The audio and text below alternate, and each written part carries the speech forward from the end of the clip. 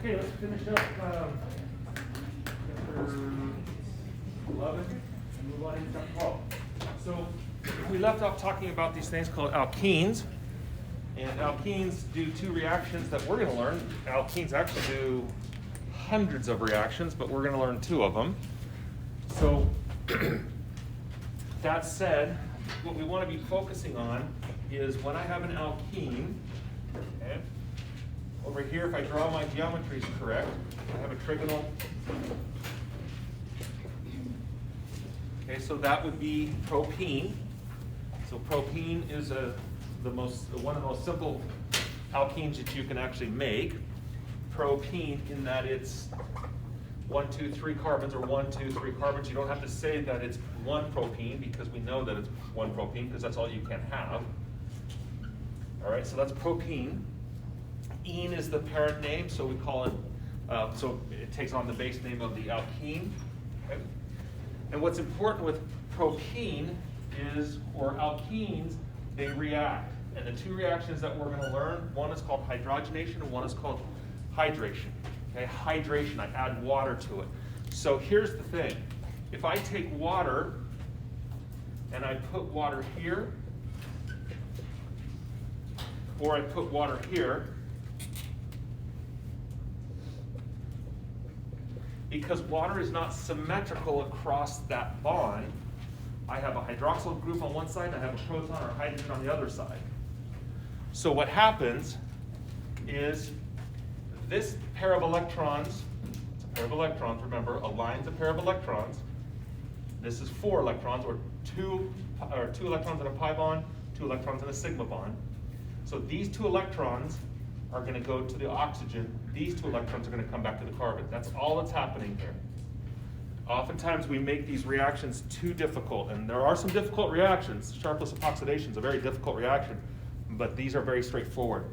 So if we draw this, or if we use a model of this, here's what we're saying. Okay. So with this,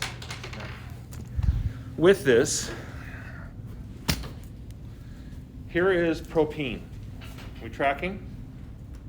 That is the propene molecule. It is 3 carbons with an alkene. There's the double bond of the alkene. Okay? Here is water. Water can orient this way, or it can orient this way, because it's not symmetrical across there. I have a hydroxyl and I have a hydrogen. Okay? So I'm either going to hydrate it this way and put the hydrogen on the carbon and the oxygen on that carbon, or I'm going to put the hydrogen on that carbon and the oxygen on that carbon. That's it. It's no more difficult than that. In fact, if you want to see it, watch. Break the bond. Whoa, we just broke a bond. Put the oxygen on there and put the hydrogen on there. That's all we're doing. There you go. I just made an alcohol. Okay? Carbon's always going to have 4 bonds. So it's 1, 2, 3, 4, 1, 2, 3, 4. All right? My other choice is to put it on this side. Okay? There you go. So I have 2 possibilities of the alcohol. Again, 1, 2, 3, 4, 1, 2, 3, 4. It's a happy molecule. Okay? So that's called a hydration reaction. I'm hydrating the alkene. When I draw it on the board, notice what happens. The red product is going to put the oxygen on that carbon, the hydrogen on that carbon. Are we tracking? So my red product is going to look like this. Well, actually, you know what I'm going to do? Let's do this. Because I want you to see the carbon. I think this is a place where visual colors actually might help. Okay? Are we all comfortable with the fact that everything in black here is over here except for the double bond? I have a carbon with 2 hydrogens. I have a carbon with 2 hydrogens. I have a carbon with a hydrogen and a methyl group and a methyl. Okay? So everything in black is over there. What I add across the double bond is what's in red. So the hydrogen goes here and the hydroxyl group goes there. We're tracking. Okay, that's exactly what I did with this model. That one right there is this one right here. Okay, so that's called a hydration reaction. If I do the blue one, watch what happens. Again, I'm not going to change anything that's in the black over here. So I'm going to redraw the black. H, carbon, methyl, hydrogen. Okay, nothing changed. What changed was the orientation of the water. So the water here, this oxygen is going to be on that carbon. This hydrogen is going to be on that carbon. So it looks like this. You see how those are different? So those are different? Okay. So one of these is favored over the other because of the thermodynamic constraints of it. We won't get into thermodynamics. I know some of you are going to be very thankful for that. But this here is your major product. This is your minor. And for you, it's actually Markovnikov's rule. Markovnikov and Zaitsev were Hungarian organic chemists in the middle of the 20th century. Brilliant professors, different universities. They're the ones that came up with these rules. The rule states this: the hydroxyl group, that's a hydroxyl group. The oxygen prefers to go to the carbon with fewest hydrogens.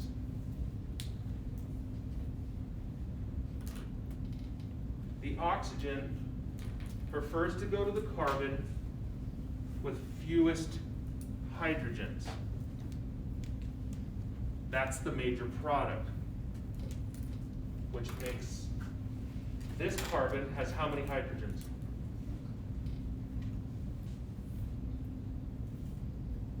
One. Right there. This carbon has how many hydrogens? Three. They're right there. This carbon has how many hydrogens? Two, because they're right there. So the rule says that the hydroxyl group prefers to go to the carbon with fewest hydrogens. Therefore, the red is the major product. That's Markovnikov's rule. Or you could call it Marky Mark, all right? I'm not going to ask you what his rule was, but it is the Markovnikov rule. Okay? Good? No? Ish? Watch. Let's see if you know it. Watch me do it, and that's your turn. Okay, let's see if you got it. I want you to draw the two products of this reaction.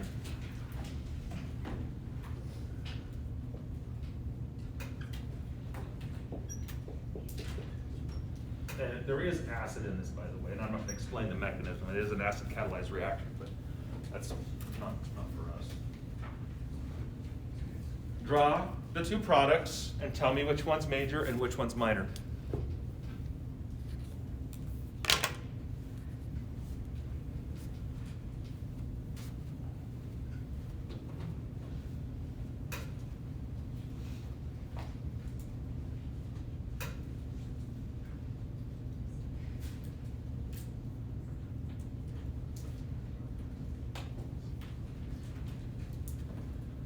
And if you want, put the hydrogen on there if that helps you.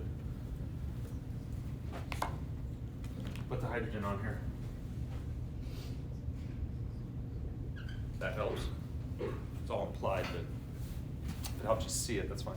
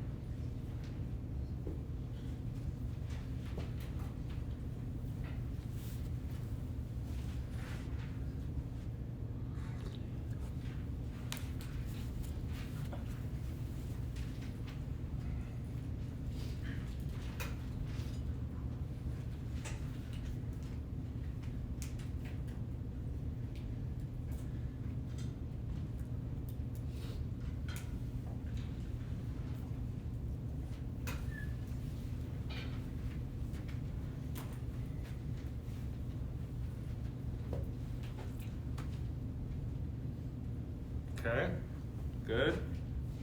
Let me draw the two products. Here's product one.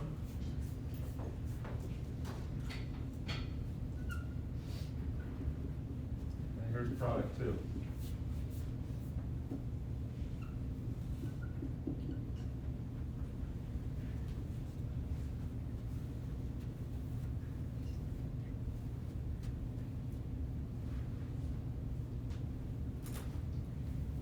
And if you want, and I can do it this way, if you want me to, those are the products, but watch this. If you want to follow everything, then use your colors. We'll keep it consistent. Here's your O, H, here's an H, and it had an H to start with, correct? And there's your CH3.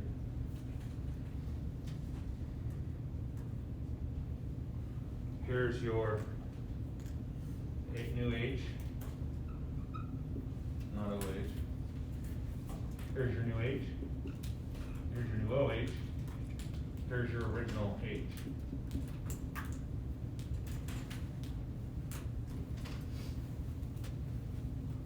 We got it? One more. Another one? Yes. Why did we lose the double bond for Yeah, carbon? because here's the thing. And it's one thing that we don't really get into. It's called a nucleophile or a Lewis base. This pair of electrons right here, if you think about it, there's a pair of electrons right there that are in that 2p unhybridized orbital that I talked about on Monday. They're very basic. They want to go attack. They'll attack. They like to go do mischief, and they'll attack a water molecule. But especially when it's in hydronium, which is why we have to have an acid catalyst. That's what this does. This basically makes that a good electrophile. So these electrons, they go out and attack that. So that's actually what's going on here. It's a really kind of a neat reaction. And so here's the thing. We're moving into today we're moving into the alcohol chapter on alcohols. So alkenes,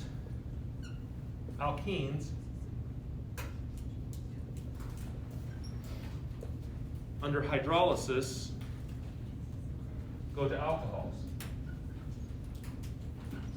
Okay? Those are alcohols. We're going to learn how to name them, or we're going to learn some of their physical properties. They're really cool molecules. All right? Okay, so let's do one more just to make sure we are tracking.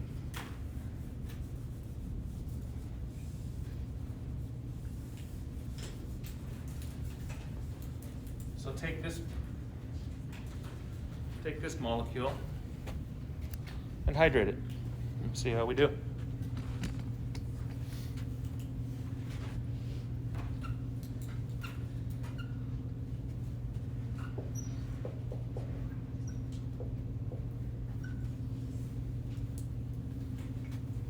Yeah. So like just by looking at that slide, how can you tell which one's the major donor? I know the Yeah. is Okay, major, good. but I Good. know the color. What does Mark's rule say? The one Oxygen wants to go to which carbon? fewer. The one that has the fewest hydrogens, right? How many hydrogens does that carbon have? One. How many hydrogens does that carbon have? 3. None. That carbon has 3.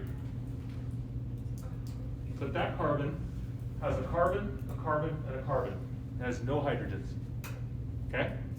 Therefore, it's going to prefer to put the OH there as the major product. That is, that's the red. So this is major. This is minor. Okay? Look at that. Cool, huh?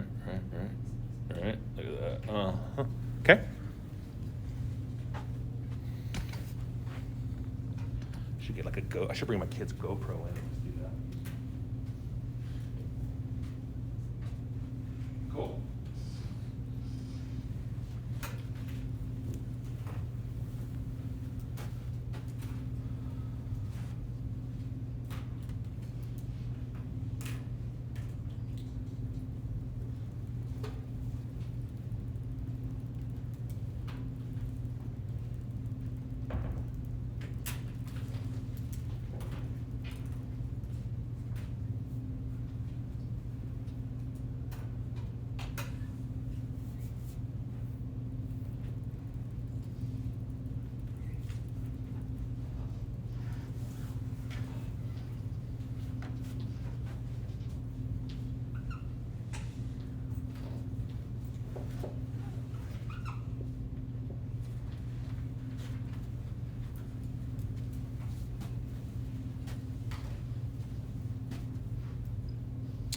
Okay, so notice that this alkene is going to go to an alcohol. So what I'm going to do is I'm going to erase the double bond, because that's what's going away. Those electrons are going, they're attacking like that. So that goes away. One of my products is to put an OH. And one of my products is to erase the double bond and put an OH. Right? That's all we're doing. We're adding water. We're hydrating an alkene. Okay? So these are implied. This hydrogen is implied, so I don't typically draw it in. So those are your products. Which one is major? Which one is minor? Red one's what? Major. Is major. Good. This is your major. And this is your minor. Okay? That comes from the fact that this carbon has no hydrogens on it. This carbon has no hydrogens. This carbon has 2 hydrogens. If it helps, draw them in. Okay, it has 2. This carbon has none. Has a methyl group and a methylene. Okay? Good? We're good to move on? Okay. The second reaction is to do a hydrogenation. So what is a hydrogenation? Well, a hydrogenation, if we start with propene, looks like this. A hydrogenation, here's our original propene. And propene, by the way, is propene cis or trans?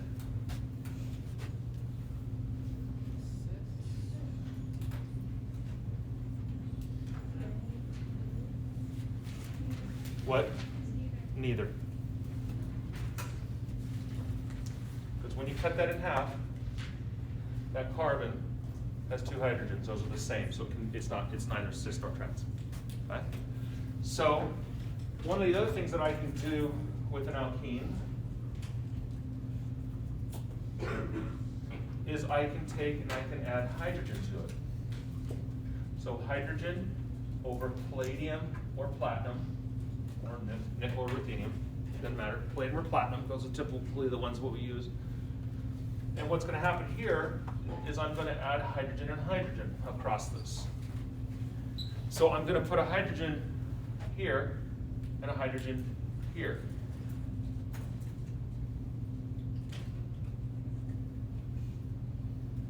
So can I take hydrogen and flip it? Notice if I do, you get this. So I put hydrogen here and I put hydrogen here. In other words, you don't have a major and a minor, you just have an alkane. So alkenes hydrogenate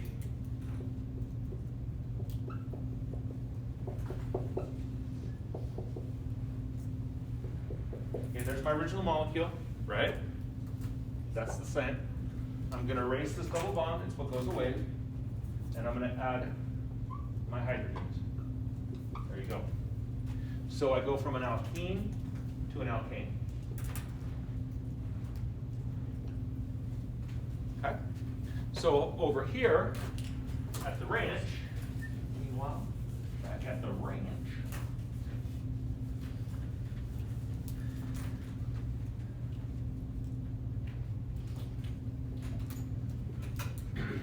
notice that's that alkene that we started with over there. If I hit this with hydrogen and palladium, it goes to an alkane. You just got rid of your alkene. Okay, you just add hydrogen across that. Okay? So those are 2 reactions. We'll probably learn about a dozen reactions in our organic section in here. Those are 2 of them. Okay?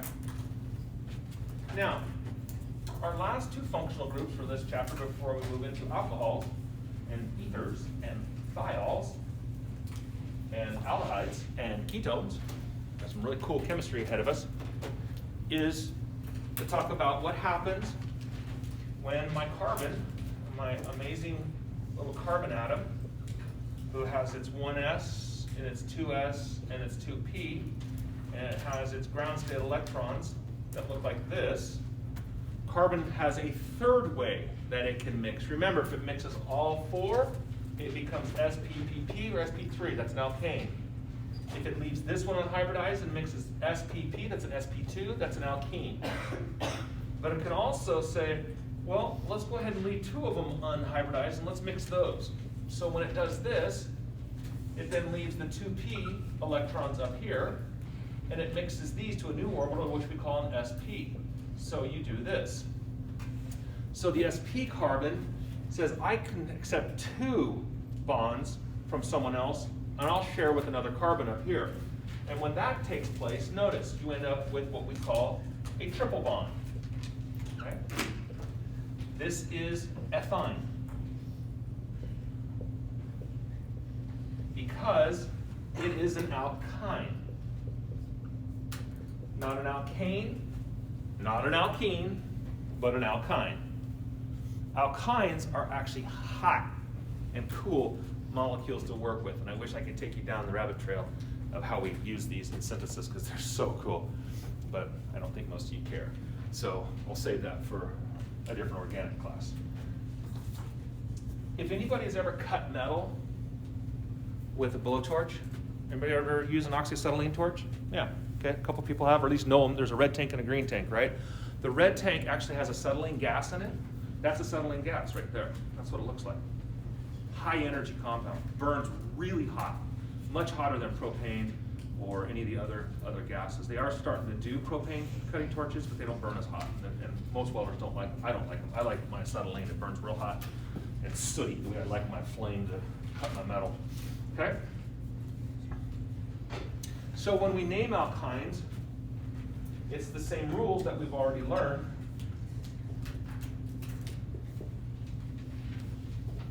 I find the longest chain that includes the alkyne, so it's 1, 2, 3, 4, 5, 6. I give the numbering priority to the alkyne, so 1, 2, 3, 4, 5, 6.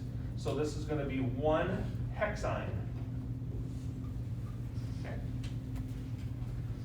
This is going to be 1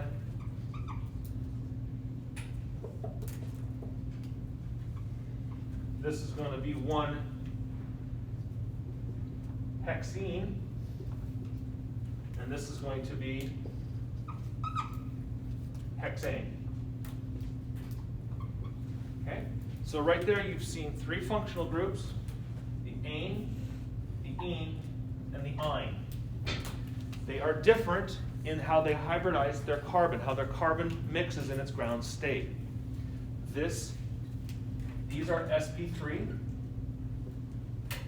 Again, they are spp, they mix all 4 of those. So there's 4 bonds, so they're all tetrahedrons. The farthest away 4 can be is in a tetrahedron. If I choose to mix just 3 of them and leave 1 undone, then it forms an sp2. These are sp2 carbons. Okay? That's why they're trigonal planar. The farthest away 3 can be is trigonal planar, back to our Vesper. And by the time you get down to the alkyne, these are sp. The farthest away I can have 2 off of a central core is linear. So the alkyne is a linear molecule. Okay? This carbon here, this carbon here, this carbon here, and this carbon here are all linear. Okay? So those are your 3 functional groups of carbon-carbon chemistry. Single bonds, we call those saturated. Double bonds, we call that unsaturated. Triple bonds, we call those alkynes. And you can also call those unsaturated as well. All right? Our last carbon-carbon, before we move into carbon-oxygen, is actually really cool. This is something I think is amazingly cool because of how it implies so much, how it deals with so much chemistry. If I take a cyclohexane ring, so that's cyclohexane, and I make instead, on cyclohexane, this is cyclohexane, cyclohexane, it has all sp3 carbons, okay? Those are all sp3, meaning there are hydrogens coming off if you want to draw them all in. Again, they're implied, but they're there.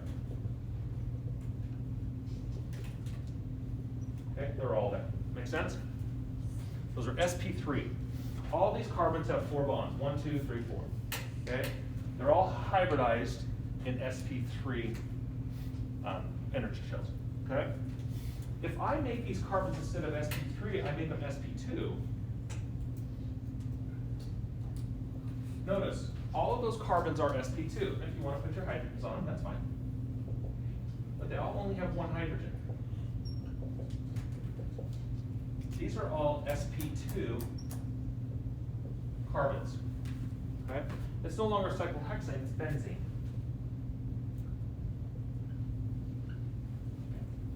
And benzene's a really special molecule. Benzene, when we get into DNA, which is going to be really cool, benzene is a molecule that has, just like with alkenes you had these sp2 carbons that did reactions. The benzene ring is planar. Okay, you see all those carbons and the hydrogens? They're all trigonal planar, so it sets up this flatness. And what happens, the 6 electrons that are in the purple and the pink orbitals moving around, they like other pink and purple electrons. So what happens is benzene does this thing called stacking. So one benzene sits, another benzene sits, another benzene, and a benzene, and a benzene, and it forms this thing called a helix. And you might know the DNA has a helix. It's a double helix, if you will.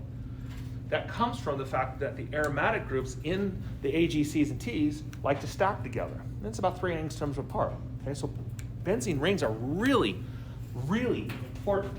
We have several amino acids with aromaticity that we'll talk about. But for us, what's really important is to see that in medicines, we have quite a few benzene rings. And in fact, if you go back, you're starting to see a little bit of a pattern here. If you go back to something like our morphine molecule, check this out. Morphine has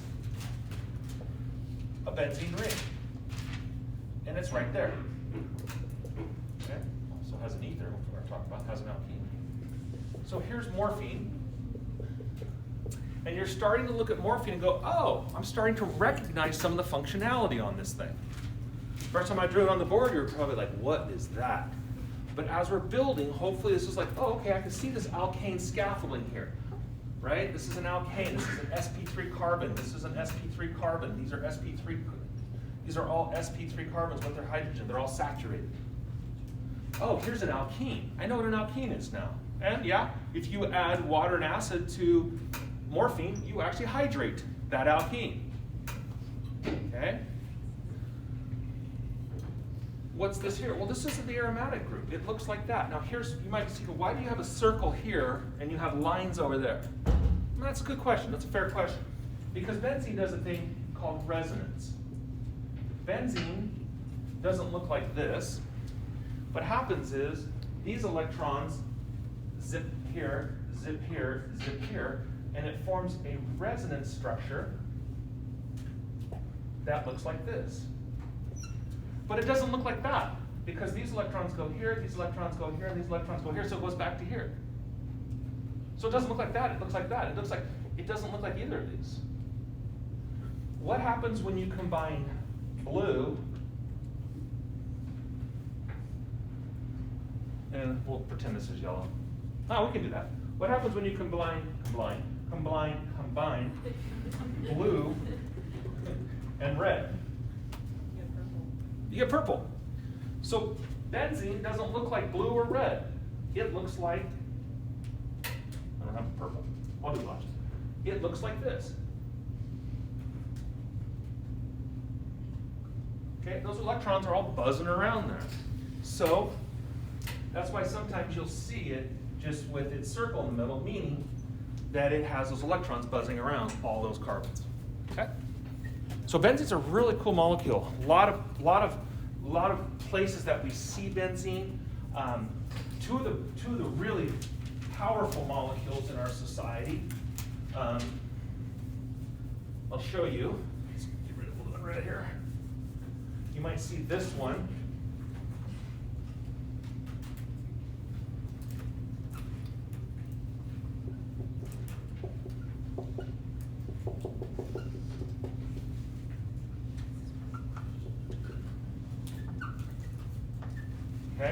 here's benzene. This is called ibuprofen.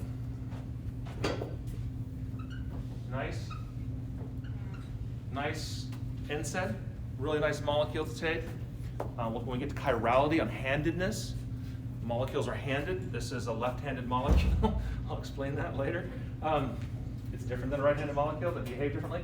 But this is the active ingredient in ibuprofen, a really powerful NSAID, non-steroidal anti-inflammatory. If you want a little bit stronger NSAID, you're going to go up to this one here, which is the one my son's taking right now, just because it is a little bit more powerful. Okay, that one there is naproxen.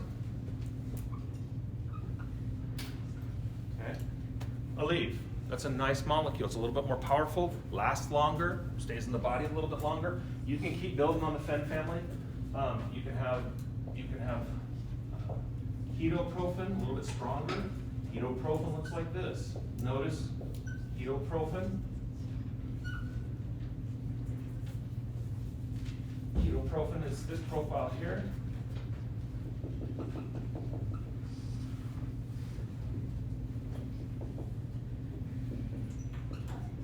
Okay, that's ketoprofen. It's a little bit stronger. And I can keep building. There's fluorobiprofen, and it just keeps on building on up on the family of strength of these. One of the other really hot ones in our society is not an NSAID. It behaves as a different profile, but you might know it as acetaminophen.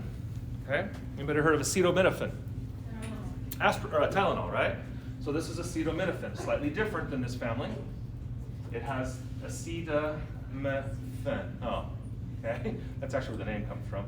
That's the acetyl group. This is the amine group. This is the phenol. So they cram it all together. Acetaminophenol. Acetaminophen. Okay, that's where the name comes from. Probably the most important one that started the whole game is this one here. And again, we could draw these all day long, so that's not the point. I want to show you how important the benzene ring is, though. So this one here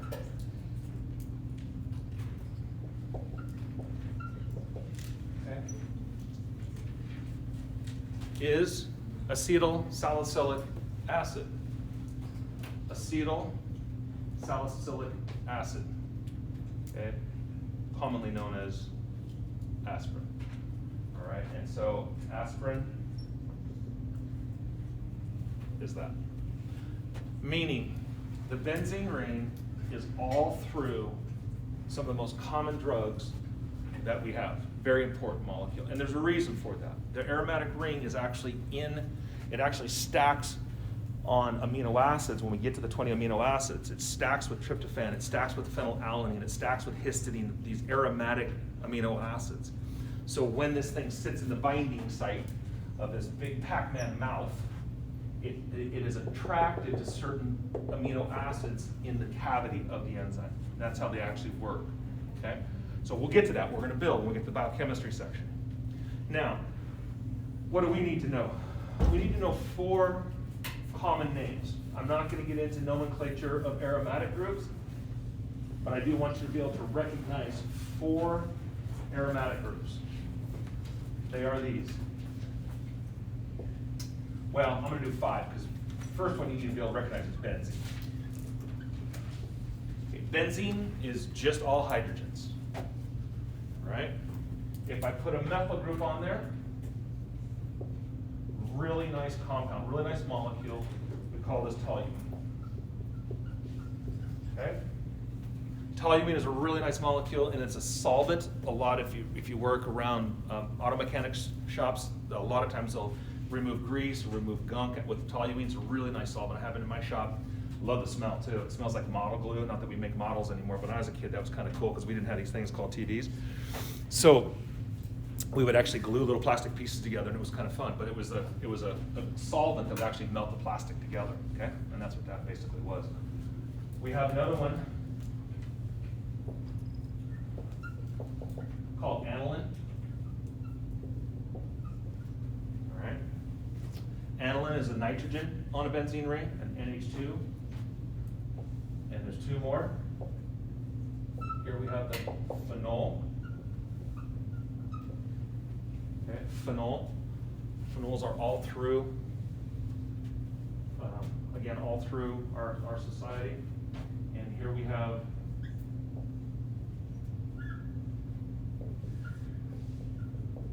benzoic acid. And we'll talk about these in subsequent chapters, okay? So those are your big four. And I want you to recognize those. In fact, if you look at morphine, it actually has a phenol on it, right? It actually has what we call a catechol. Catechol is an orthohydroxyl to another hydroxyl, but you don't need to know that, all right? So these are very important. And if you go back through, and even our very first lecture, very first day, day one, and you start to look at something like dopamine, here's dopamine. You're starting to see that on these molecules, you're noticing functionality. That's dopamine. That was from lecture one, okay? Dopamine is an aromatic ring, a benzene ring, with two hydroxyl groups, or a phenol, or in this case a catechol. Isn't that kind of cool? So again, very important molecule, very important chemistry with these two. So here's something that's kind of cool. You want to see something really kind of cool, and then we'll move on into oxygen? Check this out. If I take toluene, and I hit it with nitric acid and sulfuric acid, it's really brutal. We did this in lab yesterday. It's kind of cool. Except I did have a girl get sulfuric acid on her. It's really bad stuff. And I nitrate this thing.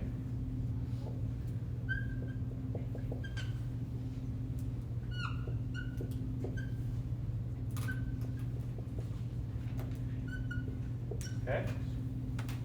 Look at this molecule. This molecule is one of the most important molecules in the Industrial Revolution. This is 3-nitro, so tri-nitro toluene. That's trinitro-toluene. You might know it as TNT. Dynamite. Okay? Did anybody get it? Dynamite? That was one of the biggest things in the Industrial Revolution. What got the railroad through, right? It's what we use for, unfortunately, we use for World War I bombs, World War II bombs. Is that nitrodynamite or is that just nitroglycerin? Nitroglycerin is different. Nitroglycerin, very good question. And Nobel, so nitroglycerin is slightly different. Nitroglycerin's powerful. It looks like this.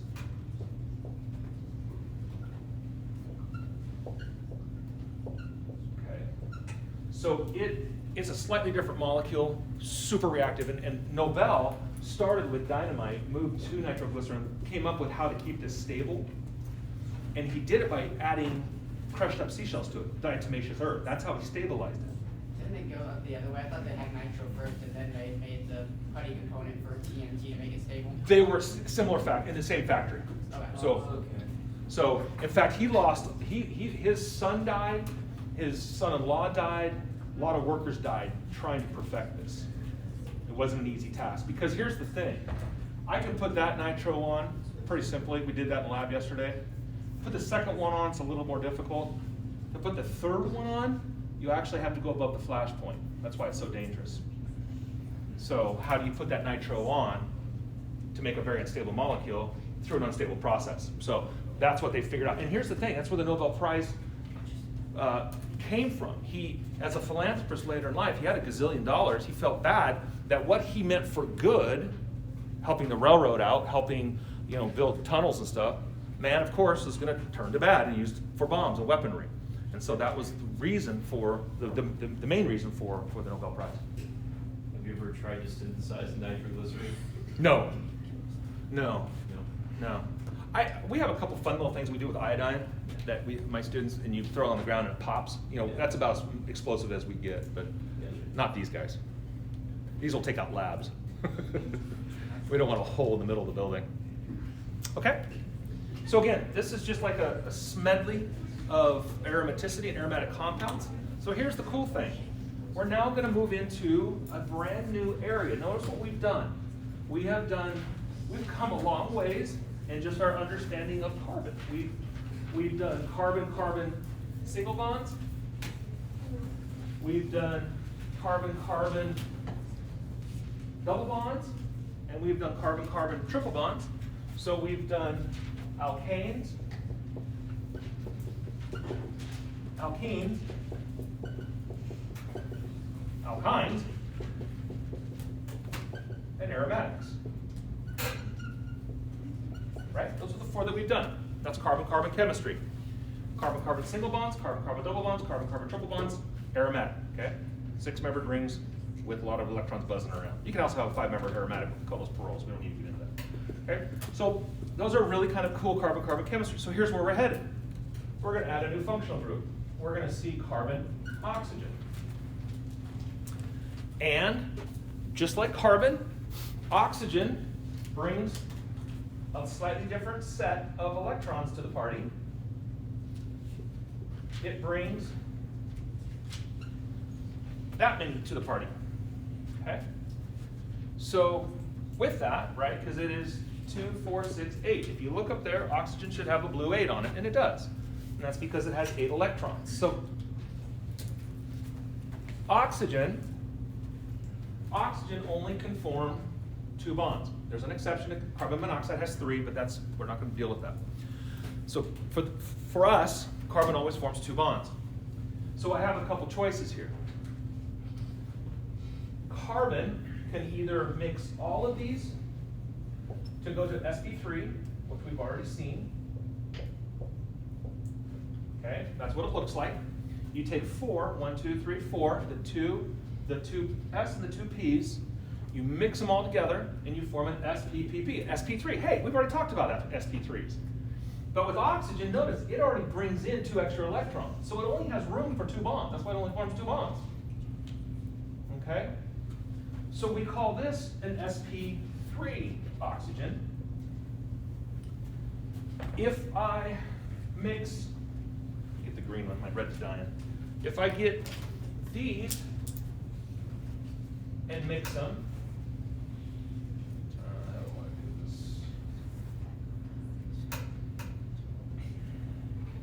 I'm going to do these guys right here. Okay? And I mix, notice what I get. I get this configuration, which is going to be, okay. And this is going to be an sp2 oxygen. Just like carbon, we can have these mixed hybrid orbitals.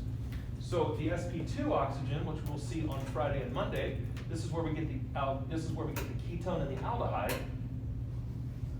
The sp3 oxygen is where we get the alcohol and the ether. Okay? So our very first 2 functional groups look like this: carbon, oxygen, hydrogen. It doesn't matter what's coming off. We'll explain that. This is the alcohol. Those are alcohols. If I have carbon, oxygen, carbon, these are ethers. So check this out. Just with 2 carbon-oxygen connections, one being carbon-oxygen-hydrogen, sp3, carbon-oxygen-carbon, sp3, sp3, sp3. Notice oxygen does have those 2 electrons up here, which become very important. That's these guys right here. Okay, these electrons right here are those and those. That's where they sit. They're actually out there. Okay, it still forms a tetrahedron because electron domain of 4 is tetrahedral. But back up to the ranch here. Check this out. Here's the phenol. Here's the alkene. Oh, wow. What's this? That's an alcohol.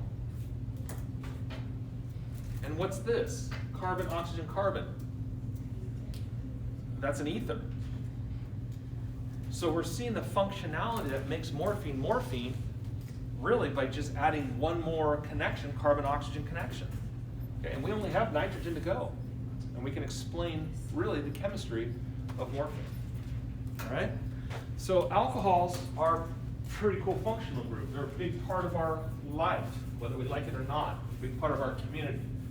I was an expert witness yesterday on a case with a gentleman that had his third offense of a DUI, and the prosecution and the defense wanted to understand basically the difference between error and uncertainty. That's a very important thing. They're very different, and very important that we understand the difference between those two, but that's why I was called in. With that, you can see that my most basic alcohol is going to be a single carbon alcohol. What do you think we're going to call that? How do we say one in carbon chemistry? Methane, right? So this is going to be meth, not methane, but methanol, or its common name is methyl alcohol. It is a denaturing compound. It causes blindness. The ethyl alcohol we have in the lab next door for our solvent actually has that put into it. It's called denaturing it, so people don't drink it. But this is grain alcohol, and it's formed from basically the fermentation of wood and grain and things like that. Of course, this is one that's massively in our society. This is ethyl alcohol.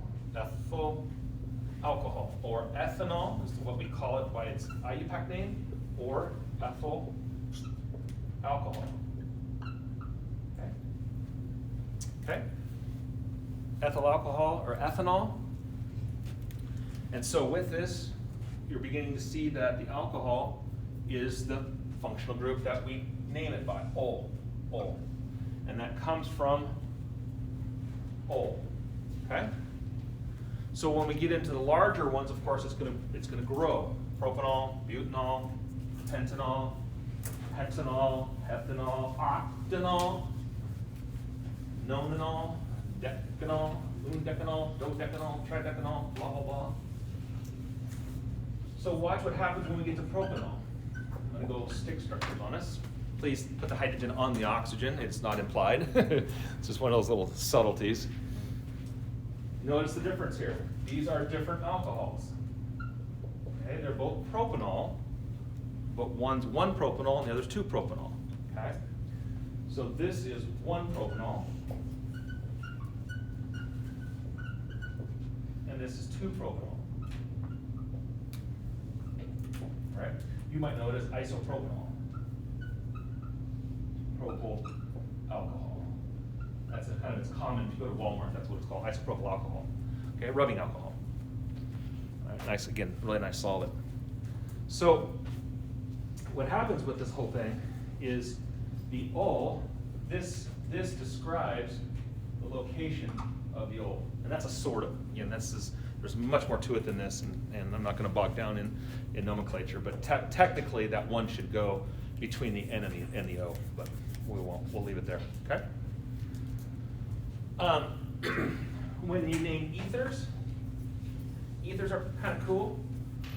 They're one of the original anesthetics, is diethyl ether. Ether, so ethers look like that. That's an ether.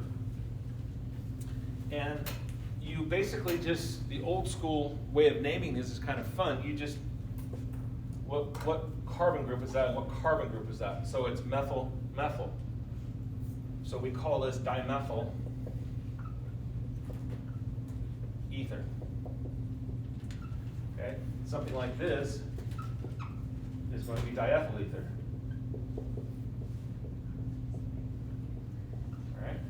So if we have unsymmetry or asymmetry, so let's say we had something like, let's do this one. Okay? Then we alphabetize. This becomes ethylpropyl ether. Okay? So ethers are a little bit goofy. You just basically tag on ether to the end of it. And you tell me what branches are coming off of there. Okay? Cool? Good? Finish? Sort of? Yeah, that's pretty cool. Okay, we'll stop here. We'll pick it up on Friday, Free For All Friday. And then, yeah, we'll just continue on to chapter 12. I will post chapter 12, get it going. I think this chapter is due tomorrow night, is that right?